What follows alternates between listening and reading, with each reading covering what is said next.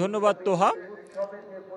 Step footwear limited নির্বাচনের খবর নিয়ে আমরা আছি ঢাকা বিভাগীয় কমিশনার ও রিটার্নিং কর্মকর্তার অফিসে।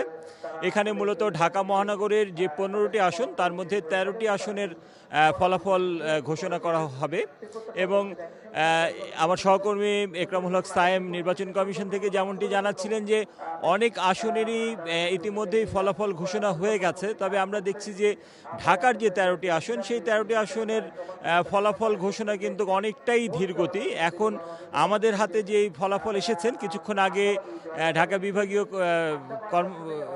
কমিশনার ও রিটার্নিং কর্মকর্তা শরফুদ্দিন আহমেদ চৌধুরী তিনি একটি ব্রিফিংয়ে 9টি আসনের আংশিক ফলাফল ঘোষণা করেছেন এবং একই সাথে 5টি আসনের গণভোটের ফলাফলও তিনি আংশিকভাবে ঘোষণা করেছেন। এবং তো আপনার মাধ্যমে জানিয়ে রাখি যে 13টি আসনের মধ্যে 4টি আসনের কিন্তু এখন পর্যন্ত কোনো কেন্দ্রেরই ফলাফল আমরা হাতে পাইনি। যেই 9টি আসনের আমরা আংশিক ফলাফল পেয়েছি সেগুলো হচ্ছে ঢাকা 4 আসনের। এখানে 116টি কেন্দ্রের মধ্যে মাত্র 4টি কেন্দ্রের ফলাফল আমরা পেয়েছি। এর মধ্যে বিএনপির তানভীর আহমেদ পেয়েছেন 2296টি ভোট এবং জামায়াতে জয়নুল আবেদিন তিনি পেয়েছেন 2343টি ভোট।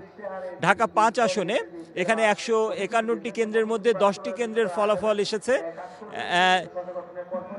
এই 10টি ফলাফল কিন্তু কোনো প্রার্থীর ফলাফল না, এটি এসেছে হা এবং না ভোট, যে গণভোট অনুষ্ঠিত হলো সেই গণভোটের ফলাফল। সেখানে হা ভোট এসেছে 9462টি এবং না ভোট পড়েছে 3160টি এবং এই আসনে কোনো প্রার্থীর আমরা ফলাফল এখন পর্যন্ত পাইনি।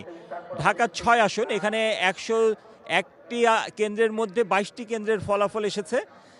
এখানে বিএনপির ইশরাক হোসেন পেয়েছে 17,020 ভোট, তিনি এগিয়ে আছেন। তার নিকটতম প্রার্থী জামাতের আব্দুল মান্নান তিনি পেয়েছেন 10,935 ভোট এবং এখানে 34টি কেন্দ্রের গণভোটের ফলাফল এসেছে। সেখানে গণভোটে হা ভোট পড়েছে 30,172টি, না ভোট পড়েছে 14,019টি। ঢাকা 7 আসনে 165টি কেন্দ্রের মধ্যে 16টি কেন্দ্রের ফলাফল আমরা হাতে পেয়েছি। সেখানে বিএনপির প্রার্থী পেয়েছে 9,397 ভোট, এগিয়ে আছেন জামাতের প্রার্থী এনায়েত উল্লাহ তিনি পেয়েছেন 9,621 ভোট। ঢাকা 8 আসনে এখানে 109টি কেন্দ্রে তার মধ্যে 33টি কেন্দ্রের ফলাফল হাতে এসেছে আমাদের। সেখানে বিএনপি প্রার্থী মির্জা আব্বাস তিনি এগিয়ে আছেন 16,790 ভোট পেয়ে। তার নিকটতম প্রতিদ্বন্দ্বী এনসিপির প্রার্থী নাসিরুদ্দিন পাটোয়ারি তিনি পেয়েছেন 15,470 ভোট।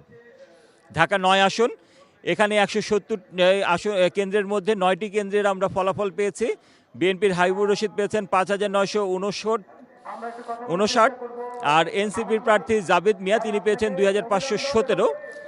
স্বতন্ত্র প্রার্থী ডাক্তার তাসনিম জারা ফুটবল প্রতীক নিয়ে লড়ছেন, তিনি 2,366 ভোট পেয়েছেন। ঢাকা 11 আসনে 163টি কেন্দ্রের মধ্যে 32টি কেন্দ্রের ফলাফলে বিএনপির এম এ কাইয়ুম পেয়েছেন 15,400 ভোট, তার তুলনায় এগিয়ে আছেন এনসিপির প্রার্থী নাহিদ ইসলাম তিনি পেয়েছেন 16,857 ভোট।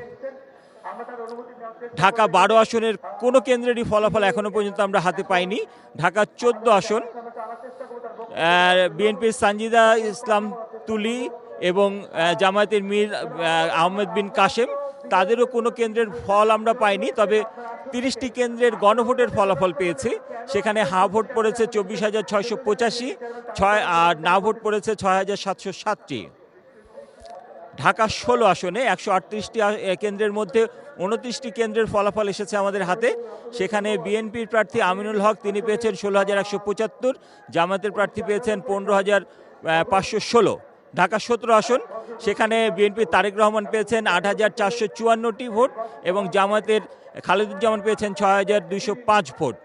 এই ছিল আমার কাছে এখান থেকে পাওয়া ভোটের সর্বশেষ তথ্য।